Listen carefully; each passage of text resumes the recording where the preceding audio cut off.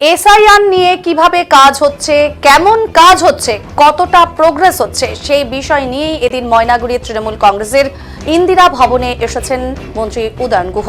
তিনি জানিয়েছেন তাদের মোট 12 জনকে দায়িত্ব দেওয়া হয়েছে বিভিন্ন জেলায় ঘুরে এসআইআর নিয়ে খোঁজ খবর করা, সেই সাথে দেখা যারা ভারতীয় নাগরিক তাদের 100% নাম যেন ভোটার তালিকায় ওঠে, সেই সঙ্গে এইসব বিষয় নিয়ে প্রত্যেকদিন রাজ্য পার্টির নজরে নিয়ে আসা। সেই জন্যই এদিন ময়নাগুড়িতে তার আশা। এদিন এই বিষয় নিয়ে ময়নাগুড়ি তৃণমূল কংগ্রেসের ইন্দিরা ভবনে এসআইআর নিয়ে নানা কথা বলেছেন সকলের সাথে, সেই সাথে কাজের কতটা অগ্রগতি হয়েছে, কে কি রকম কাজ করছে সেদিকেও এ নিয়ে আলোচনা করেছেন মন্ত্রী উদয়ন গুহ।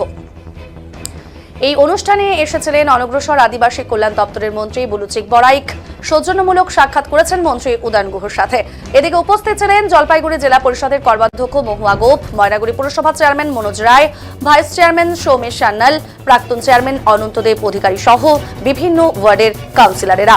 শুভেন্দু অধিকারী এদিন উত্তরবঙ্গ সফরে কোচবিহারে যাচ্ছেন এবং সেখানে গন্ডগোল নিয়ে উদয়ন গুহকে প্রশ্ন করা হলে তিনি জানিয়েছেন পুলিশের কোনো অনুমতি না নিলে পুলিশের সঙ্গে গন্ডগোল হবে।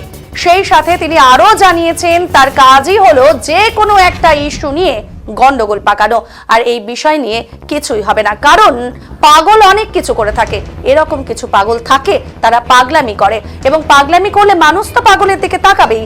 এভাবেই কিন্তু বিজেপির বিরোধী দলনেতা শুভেন্দু অধিকারীকে আক্রমণ শানিয়েছেন মন্ত্রী উদয়ন গুহ। বলে তো না, মানে আমাদের দায়িত্ব দেওয়া হচ্ছে 12 জনকে যে বিভিন্ন জেলায় ঘুরে এসআইআর এর কাজ কিভাবে কতটা হচ্ছে, কিরকম হচ্ছে সেটা দেখা, 100% ভারতীয় নাগরিক তাদের নাম যাতে ভোটার তালিকায় ওঠে সেই ব্যাপারটা এনশিওর করা এবং পুরো প্রসেসটা কেমন চলছে, কতটা প্রোগ্রেস হচ্ছে, কি হচ্ছে প্রত্যেক দিন সেটা রাজ্য পার্টির নজরে নিয়ে আসে। সেই কাজটা করবার জন্য, সেই কাজটা দেখবার জন্যই আমরা বলছি। শুভেন্দু অধিকারী আজকে উত্তরবঙ্গ সফর আছে, কোচবিহারে যাচ্ছে, কোচবিহার জেলায় সেখানে কর্মসূচি আছে। পুলিশের সঙ্গে ওখানে বিজেপি কর্মীদের গন্ডগোল চলছে, কি বলবেন? গন্ডগোল চলছে কিসের জন্য? ট্রাকের উপর জনসভা করছেন, ট্রাকের উপর জনসভা করেছে, রাস্তার উপর পারমিশন আছে? পারমিশন নেই নিশ্চয়ই। ট্রাকের উপর জনসভা করার তো পারমিশন নেই। পুলিশ বাধা দিলে পরে তো ও তো পুলিশকে আক্রমণ করে, স্বাভাবিকভাবে পুলিশের সাথে একটা গোলমাল হতে পারে এবং ওটা নিয়েও নাটক করবে। তো কাজই হচ্ছে ওই নাটক করা এবং যে কোনো একটা ছুতো তৈরি করে গোলমাল লাগানো হচ্ছে ওর কাজ। ইভেন্ট হবে কিচ্ছু যাবে আসবে না। আচ্ছা, বিয়েতে কি বলে ময়নাগুড়ির রাস্তায় পাগল নেই? হয়তো পাথর ছুটে একটা মারলো। ময়নাগুড়ির রাস্তায় কোনো পাগল হয়তো পরনের কাপড়টার মাথায় জড়িয়ে নিয়ে রাস্তায় হাঁটতে শুরু করলো। এরকম কিছু পাগল থাকে, তারা এমন সব কাণ্ড করে মানুষের দৃষ্টি তার দিকে আকর্ষণ করার চেষ্টা করে।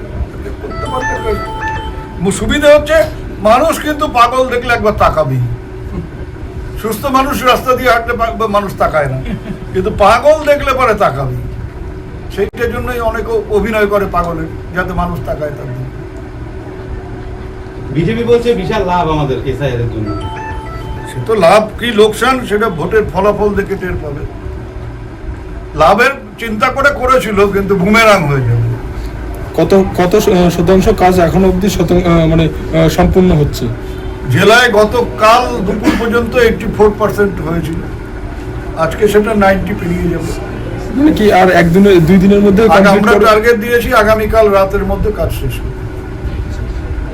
কি বার্তা দিচ্ছেন সামনে ইলেকশন, দলীয় কর্মীদের কি বার্তা দিচ্ছেন? আমি তো রাজনীতি করতে আসিনি, আমি এসআইআর করতে এসেছি। আমি পপি ভদ্র,